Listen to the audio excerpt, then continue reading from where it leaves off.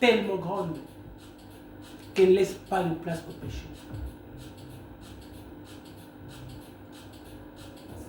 Nous remarquons aujourd'hui que l'Église est en train de porter un lourd fardeau sur ses épaules.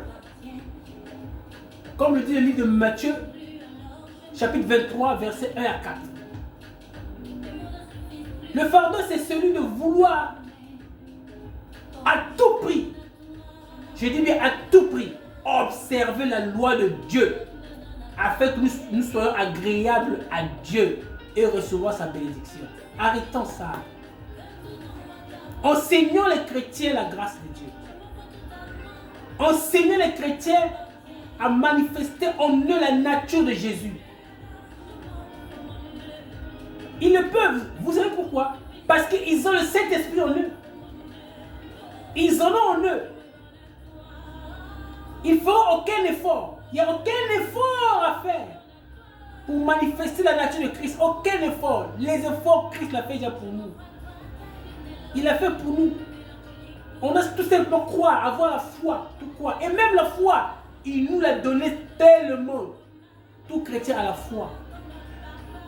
La même foi qu'on a utilisé nous, qu'on a, le jour que j'ai cru au Seigneur Jésus-Christ comme mon Seigneur et Sauveur, ça c'est facile, hein? Tout le monde, ouais, le jour-là, on m'a fait la prière, on m'a dit de répéter une prière, croire en Jésus-Christ comme Seigneur et Sauveur. Tout le monde a fait cette prière. Tout le monde a eu cette foi-là. Mais je vous apprends que c'est la même foi. Il n'y a pas de foi, c'est la même foi que j'avais pour croire en Jésus-Christ comme Seigneur et Sauveur. C'est la même foi que j'ai aussi, que je dois toujours avoir, que j'ai toujours d'ailleurs, pour croire aux œuvres de Christ. Lesquelles sont ces œuvres-là? Par exemple, qu'il est mort pour me pécher, que le Saint-Esprit est en moi, qu'à travers ce Saint-Esprit, je peux manifester sa nature. Est-ce que je crois à cela? Oui.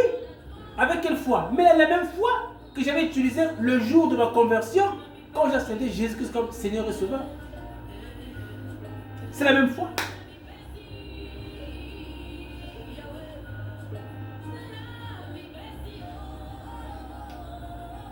Donc,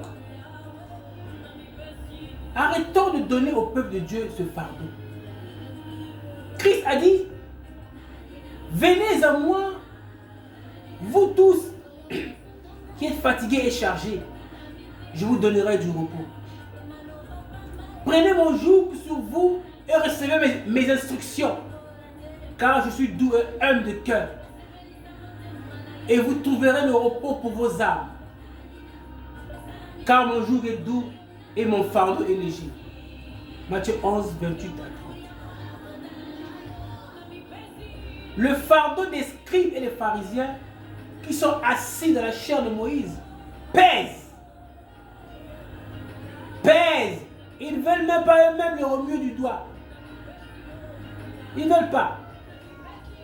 On vous demande à l'église de faire certaines choses que eux-mêmes, ceux qui vous demandent de le faire, ne peuvent pas le faire.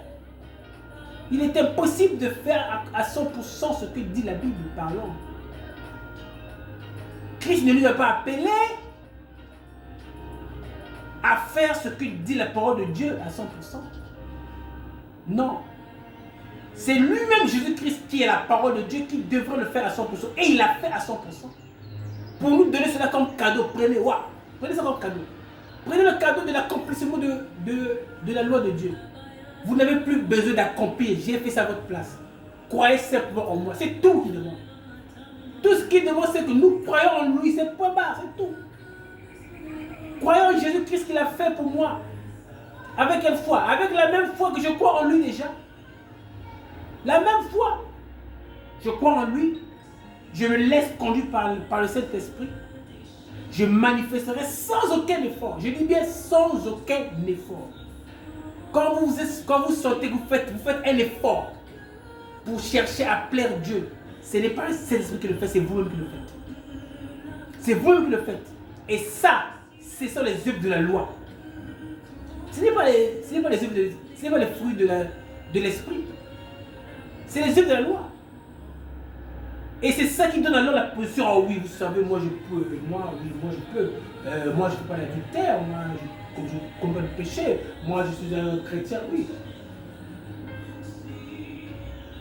Ça, c'est l'homme. Ça ne justifie personne. Ça ne justifie personne. Ça, c'est l'homme. Tandis que chez le Seigneur, ce n'est pas ça. C'est Jésus qui a tout fait. C'est Jésus qui a tout fait. Ne te force pas à plaire à Dieu.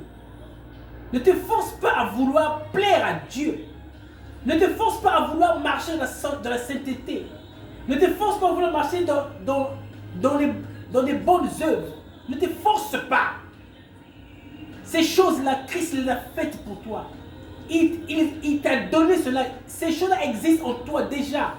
Ou simplement ton entendement spirituel. Ces choses-là sont en toi en quantité. Les bonnes œuvres, la sainteté, la perfection est déjà en toi.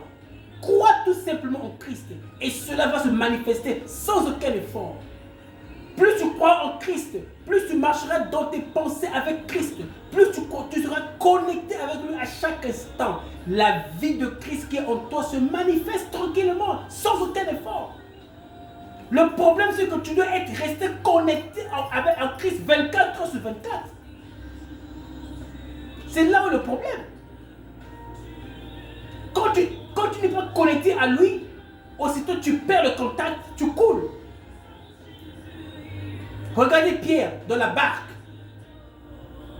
Quand tous les disciples étaient dans la barque, Jésus-Christ devait traverser de l'autre bord. Pierre a dit que c'est comme si c'était un fantôme qui venait. Christ a dit, moi je ne suis pas un fantôme. Il a dit, si c'est toi, ordonne que je vienne vers toi. Christ a dit, viens. C'est bien moi. On a vu un Pierre sorti de la barque. Vous connaissez l'histoire. Sorti de la barque. Ayant les regards fixés sur Christ, Pierre a marché sur les eaux. Retenez ça au début. Pierre a marché sur les eaux. Pierre a fait des choses impossibles que l'homme ne peut pas faire.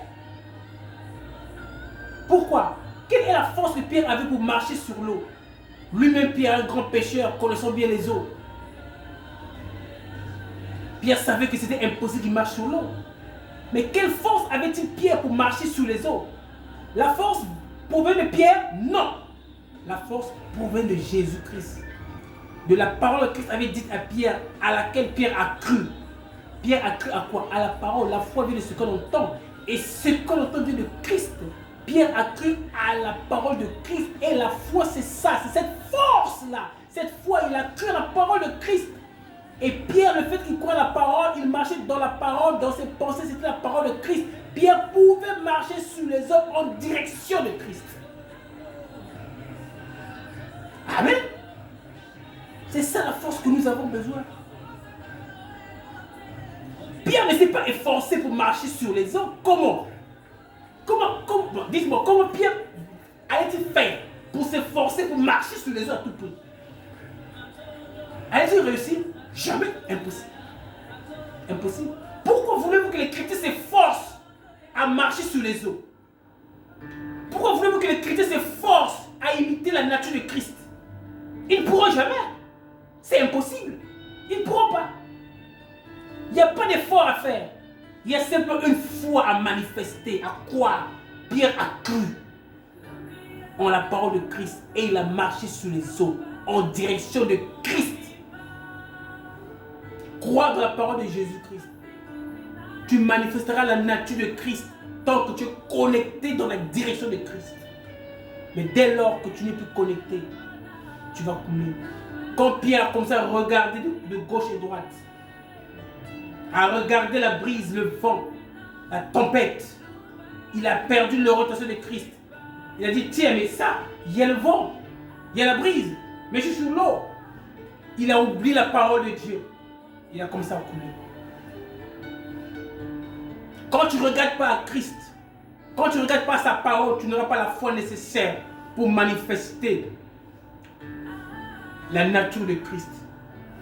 Quand tu ne regardes pas à Christ, tu ne pourras jamais manifester sa nature.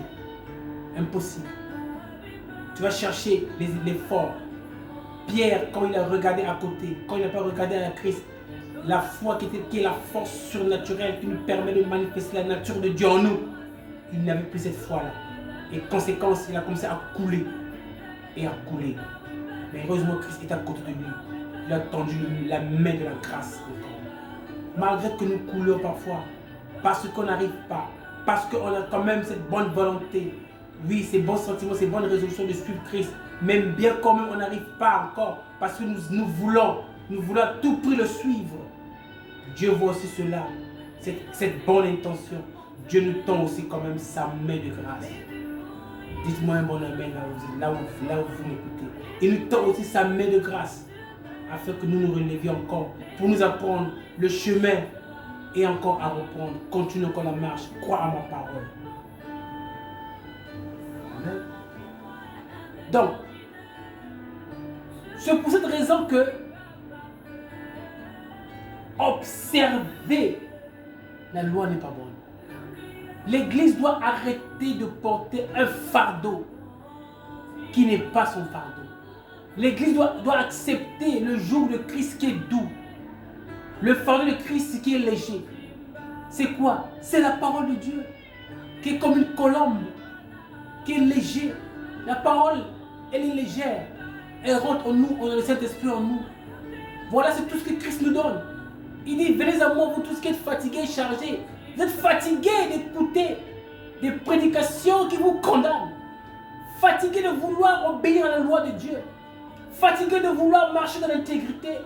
Fatigués de vouloir marcher dans la sanctification.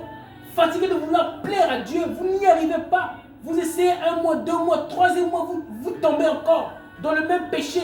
Vous prenez la résolution aujourd'hui. Ce péché-là, je vais l'arrêter. Oui, je vais l'arrêter. Vous pleurez même. Vous pleurez même. 1 fois, 2 fois, 3 fois. La 7e fois, tu n'arrives pas. Tu tombes encore. Tu es fatigué aujourd'hui de commettre le même péché. De marcher dans les mêmes situations.